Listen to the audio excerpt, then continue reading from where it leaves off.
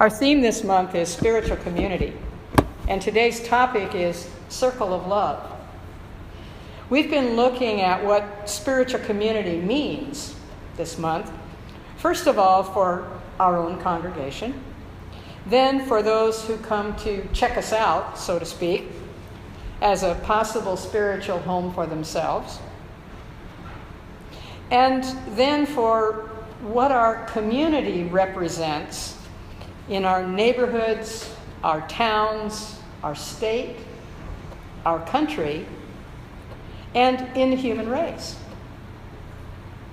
Our exercise after the talk this morning, using the cards with statements on them. Remember these from last week and the week before? I kept this one. I just love it. It's very special to me. But what we'll be doing in that exercise after the talk will further define the purpose of this month's theme and topic, spiritual community, circle of love. The term circle of love is used in a variety of applications, one of which I will talk about shortly in its application here in our center. First, though, I'm going to talk about love as a level of consciousness. And I'm going to start at the very zenith, the top, the highest concept of love. Love as a level of consciousness is unconditional. It's unchanging. It's permanent. It doesn't fluctuate because its source within the one who loves is not dependent on external factors. Remember the affirmation a few moments earlier. I am responsible for what I say, not what you hear. Loving is a state of being. It's a way of relating to the world by being forgiving, nurturing, and supportive. Love is not intellectual, and it does not originate from our ordinary mind. Love emanates from our heart.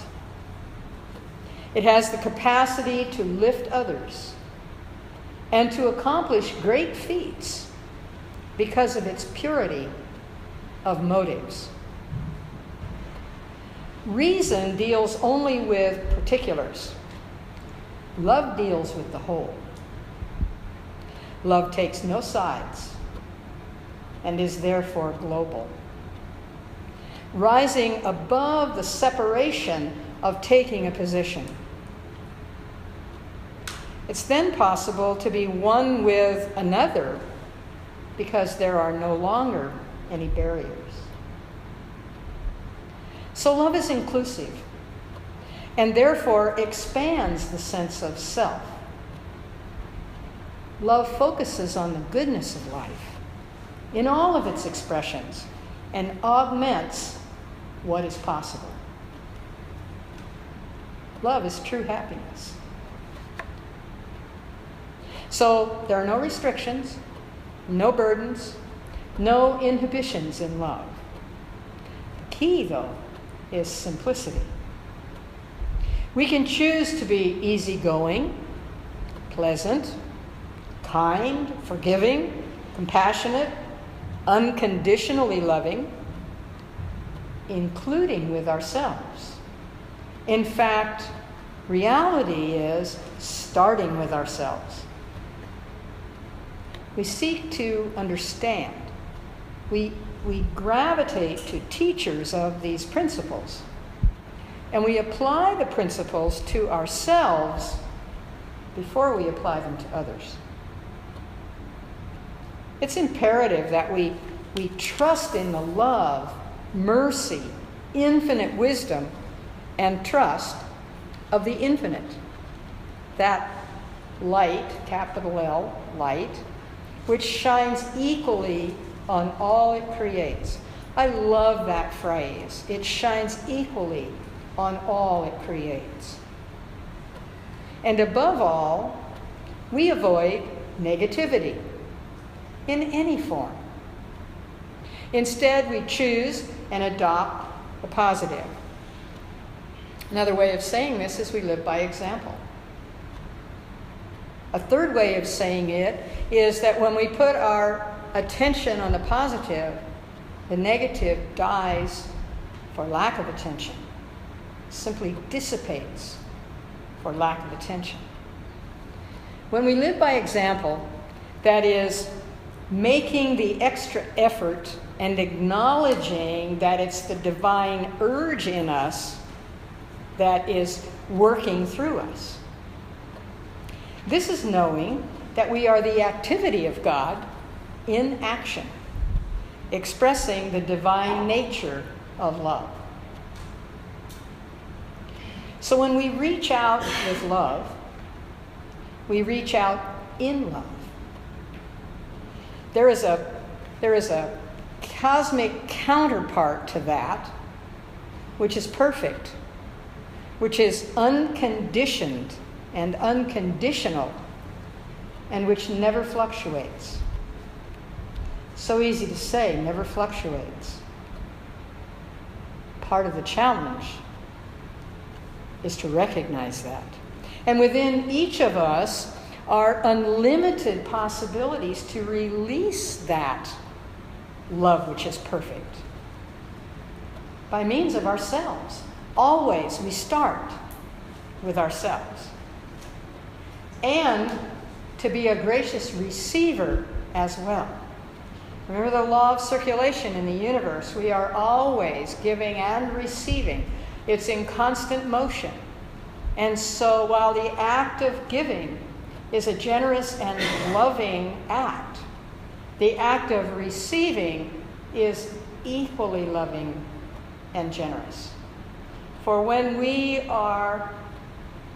find it a challenge or are unable to receive, we choke off others' ability to give. And that really can sometimes pass human understanding, can't it? It's the opportunity to move into a level of consciousness that is beyond our rational thinking, where each one of us knows. I, you, each one of us is the activity of God in action, expressing this divine nature of love.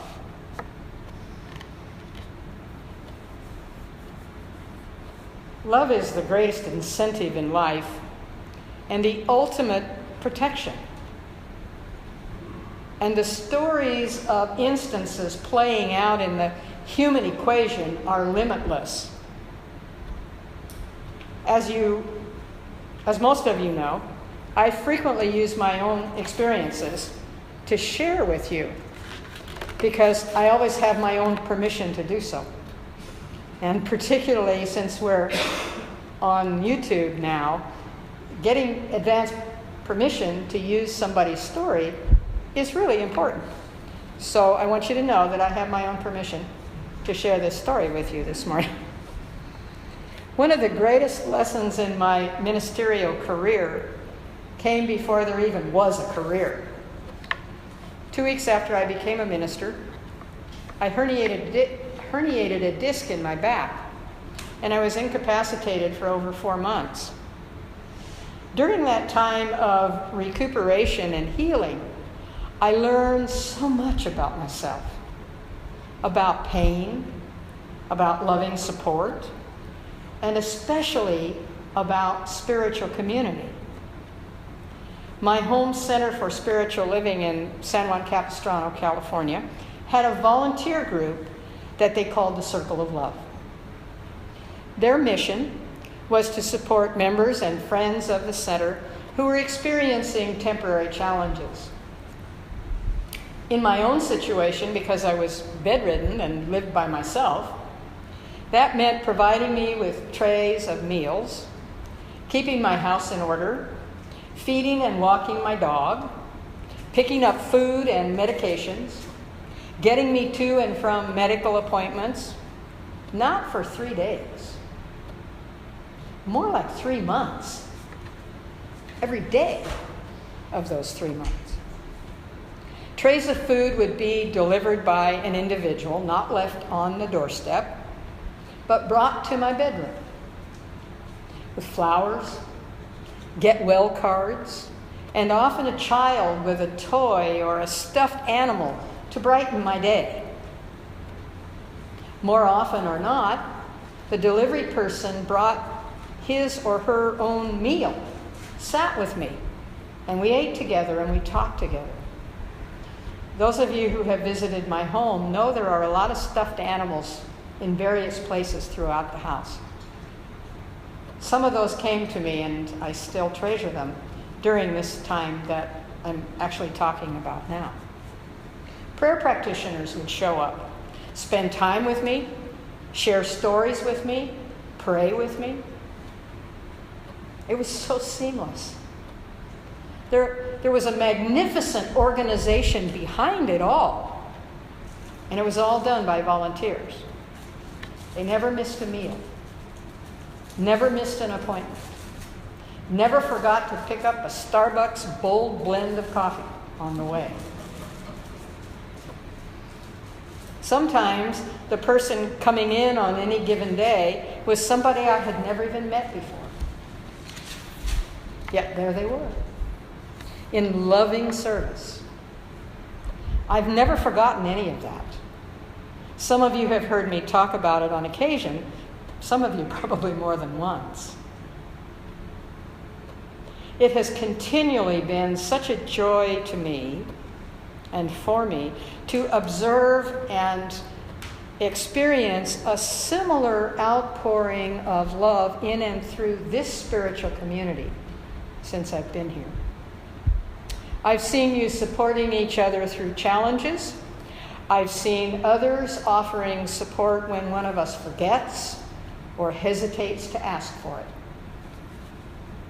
And this is something, folks, that is also ours to do when things are going right for others. We can share in the joys, the successes, the new awareness dawning for someone in class, in midweek gatherings, and here on Sunday mornings in Standing in the Light. We can remember the special needs of others, their special lives and activities. Because our demonstrations here continue to unfold like a wellspring of continuous and limitless good. Ernest Holmes has defined demonstration or manifestation as the act of bringing into our experience a greater good, a better condition than existed before. And certainly there is an unfolding here through each one of us, reaching out in love for each other, for our center, and for ourselves, of course. And further, Holmes reminds us that where love is accepted and expressed, there is no room for fear. Even as when any shred of light appears in a darkened room, there is no longer darkness. So even when a shred of love shows up in a dark experience, there is no longer darkness. What we've done here, what we're doing here, and what we obviously intend to continue doing here is to bring the light, bring the message of love, of positive thinking, and of goodness to our spiritual family here, to all you touch with your lives, and to this community. And though it's seldom realistic to go global physically performing these acts of love, it's always possible and strongly recommended that you go there in mind and in affirmative prayer. In fact, I challenge each one here this morning, and anyone who hears this talk subsequently on YouTube, to do that very thing every time you hear someone speaking negatively, whether it's about a physical thing, a mental or emotional thing, a political thing, a financial thing. Get my drift? Any negativity. Surround that with a circle of love. Love as a level of consciousness is unconditional, unchanging, permanent. Love that doesn't fluctuate because its source within the one who loves is not dependent on external factors. Remember, your love is a state of being.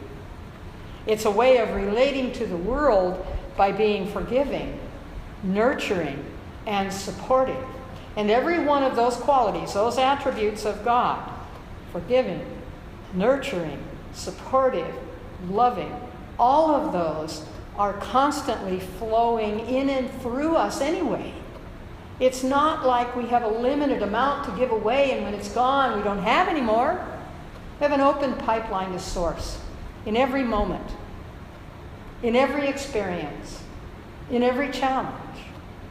So keeping that pipeline open is a part of that universal law of circulation of giving and receiving. And your source, my source, is endless. It's infinite. It's eternal. And should you hear your own negative or judgmental words emerging, especially when you hear your own negative or judgmental words emerging, surround that with your own circle of love.